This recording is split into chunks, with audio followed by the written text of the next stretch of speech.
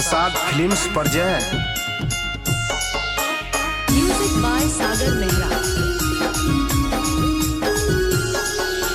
पीला खाला मजा उठाला हवे देसी दारू हो, माले भले जाई ओराई आई जाई किनी हो।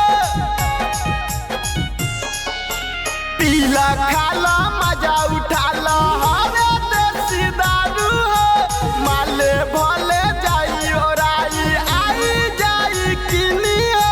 पाउच में पाउच पाउच में गाजा, पाउच में पाउच पाउच में गाजा, पाउच में पाउच पाउच में गाजा, पाउच में पाउच पाउच में गाजा। खा लो ये भाई जवनिया के माजा, ले लो ये भाई जवनिया के माजा। खा लो ये भाई जवनिया के माजा, ले लो ये भाई जवनिया के माजा। चिलम चिलम चिलम में गाजा, चिलम चिलम चिलम में गाजा, चिलम चिलम चिलम में गाजा, चिलम चिलम चिलम में गाजा। खा लो ये भाई जवनिया के माजा, ले लो ये भाई जवनिया के माजा।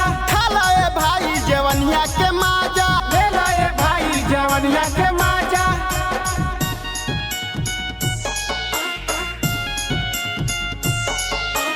म्यूजिक बाय सागर मेहरा।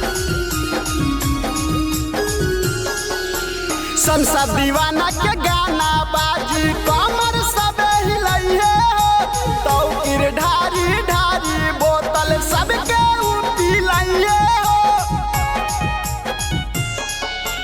संसद दीवाना के गाना बाजी कमर सब हिलइए हो, तो गिर ढारी ढारी बोतल सबके पिलइए हो।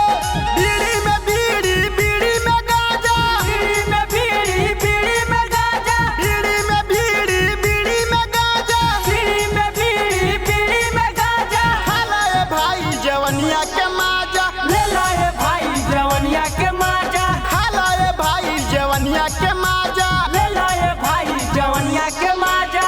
चिलम चिलम चिलम में गाजा, चिलम चिलम चिलम में गाजा, चिलम चिलम चिलम में गाजा, चिलम चिलम चिलम में गाजा। खा लो ये भाई जवनिया के माजा, ले लो ये भाई जवनिया के माजा।